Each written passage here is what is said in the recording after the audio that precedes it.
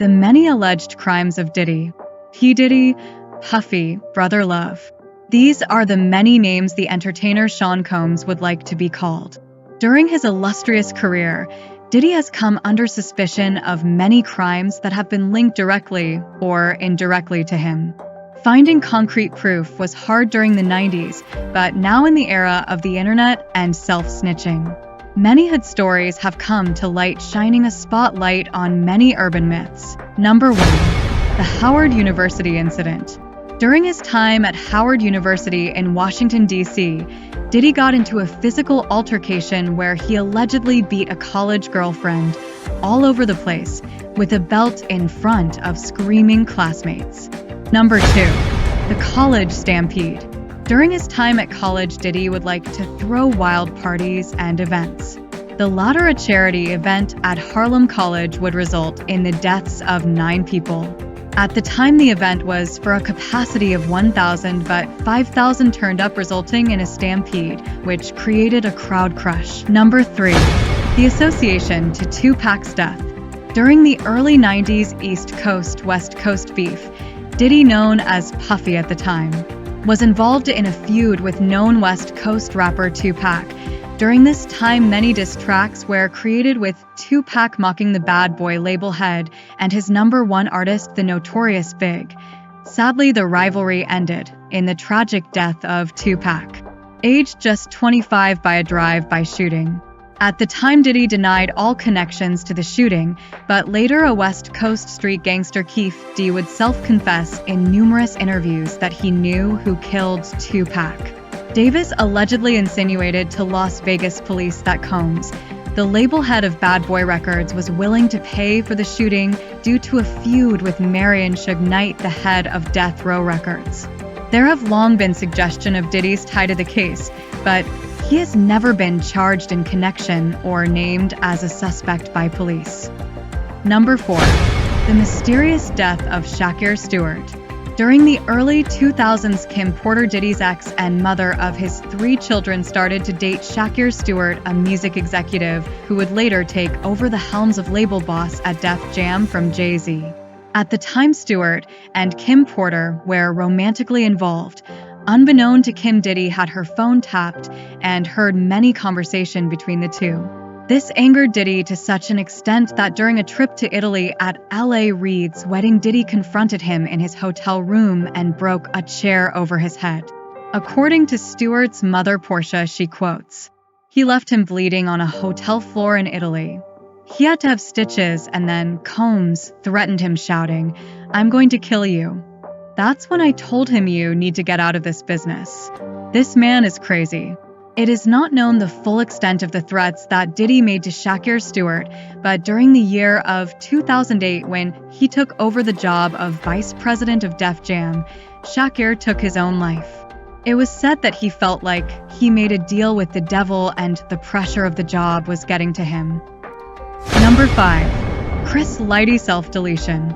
Another Diddy report has been that Diddy, Steve Stoute, and Chris Lighty at one point in time dated Veronica Lighty, the then wife of music executive Chris.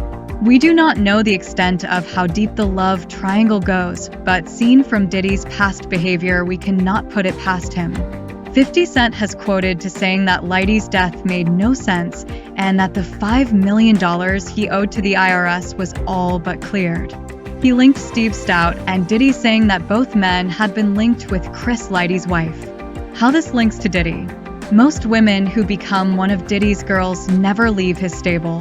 Lighty's death just felt off from the start, 50 said, who personally paid for an investigation into his death. Rumors speculated that Diddy had videos of Lighty in some compromising situations and was blackmailed. This would shine a light to his very odd self-deletion. Number 6. Altercation with Steve Stoute. During the year 1999, an altercation with Combs was sparked by a dispute over Nas' latest music video, Hate Me Now, in which Combs had a cameo appearance. Shortly before the video was set to air, Combs had second thoughts about a scene he helped conceive in which he posed crucified to a cross, wearing a crown of thorns. Sony spent an additional $14,000 on the video to accommodate Combs' request to be included in the scene, sources said. Combs had already approved an edit of the video, which included a verbal disclaimer added to address his concerns regarding the crucifixion scene. But after consulting with his mother and his pastor, Combs called Stout on April 11th and asked him to delete his role in the crucifixion scene before the video aired, sources close to Combs said. Columbia Records, the Sony-owned label that releases Nas music, delivered the video to MTV about 1 p.m. April 15th. About an hour later, Combs' pastor, Hezekiah Walker, contacted Stout and expressed his concerns about blasphemous imagery involving Combs in the video. Walker told The Times that he hung up the phone believing that the cuts would be made. Stout said he had no authorization to make such a promise. The video aired at 4:20 p.m. that day with the crucifixion scene intact. Sources close to Combs said Thursday that Stout and Columbia purposely aired the video to create a controversy, a claim that both parties adamantly deny. Stout and Columbia contend that they were waiting for further instructions from Combs and other officials at Bad Boy, but never received them. As the video was rolling on MTV, Stout said he got an irate call from Combs. He just screamed into the phone and hung up, Stout said.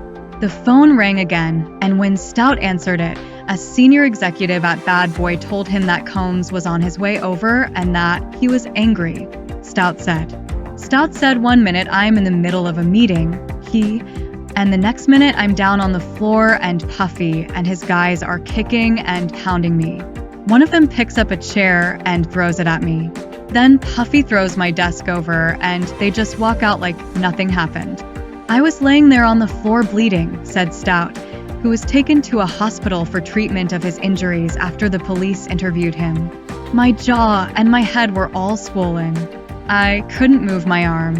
It was a traumatic experience, and in the middle of it, I didn't know exactly how to feel. I was upset, embarrassed, scared, angry. As far as I'm concerned, this was an attempt on my life. The only reason I'm not dead is because they missed. After the incident, Diddy was made to pay Stout $500,000 to avoid a lawsuit. Number 7. The mystery of Kim Porter's passing. The model Kim Porter, the mother of Diddy's 4 children, tragically died of pneumonia. But many conspiracies say Diddy may have had a hand in her death. Why, you wonder? Rumor has it that Kim was planning to release a tell-all book detailing the years of abuse at the hands of Diddy.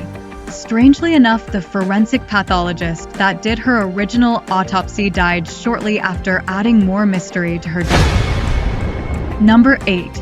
On December 28, 1999, Sean Puffy Combs and then girlfriend Jennifer Lopez had been celebrating a soon-to-be-released album by Shine aka Jamal Barrow, the rap mogul's 21-year-old protege, at Midtown's Club New York. They were leaving when Combs, carrying a bottle of champagne, accidentally jostled one of the club's patrons, knocking a drink out of his hand. The man, Matthew Allen, a street tough known as Scar, responded with a shove. Things escalated. One of Allen's companions allegedly threw a stack of money in Combs' face, and shots were fired, leaving 3 people injured. Matthew, Scar, Allen, the alleged perpetrator, became paranoid, claiming Combs had put out a hit on him, quoting that one of Combs' people informed him of the plot. This will later come to reality on December 4th, 2011, when he would meet his end outside Brooklyn, New York Footprints nightclub. Details surrounding Matthew, Scar, Allen's death remain sketchy till this day. Number 9. The death of Notorious Big. During the early years of Bad Boy Records, Biggie and Puff seemed inseparable. But all was not as it seems. Many former Bad Boy artists either left the label, went broke, were in prison, or ended up dead. The same has been for Biggie, who at the time was claimed to be planning to leave Bad Boy Records and was offered a $62 million deal. According to former Bad Boy bodyguard Gene Deal, he quoted that Biggie was broke. and was in the midst of starting a super label with many major artists, which included Lil' Kim, Lil Cease, Tracy Lee, Charlie Baltimore, and Cameron. How this links to Diddy? Well, seen Diddy past actions of eliminating threats, this would be one of them. If he got wind of Big's plans, it would have been in his best interest to keep Biggie on the label or find alternative means to secure his material. At the time, Gene Deal claims to have read Big's contract, which showed Diddy had robbed him out of millions in royalties. The theory is that Big was looking for other labels and Diddy knew this, so either A, Diddy knew the shooting was going to take place and just let it happen, or B, he knew it was going to take place because it was on his order. Sadly, Biggie died in a drive-by shooting in 1997, aged just 24. Number 10. The murder of Wolf. Wolf Jones was Diddy's bodyguard during the night of the 1999 nightclub shooting, and fresh off beating the case, Wolf decided it was time to move on from being Diddy's personal bodyguard. But before this, he needed the money back that he invested in the early years of Bad Boy Records. Wolf had invested upwards of $300,000. When Wolf asked for the money back, Diddy became irate and started making excuses. During this time, Diddy started getting involved in BMF, which had now become Diddy's protection, which eliminated the need for Wolf. In 2003, Wolf was slain by the BMF over an argument over a woman at 4 a.m. in Buckhead. It is not known if this was the real reason behind Wolf's death, or was he set up because he knew too much, or was it just an unfortunate incident. According to Gene Deal, Diddy added more insult to the legacy of Wolf by denying to his mother that he owed him $300,000, quoting that Diddy said he had delusions of grandeur. This angered Gene, calling him lower than a rat.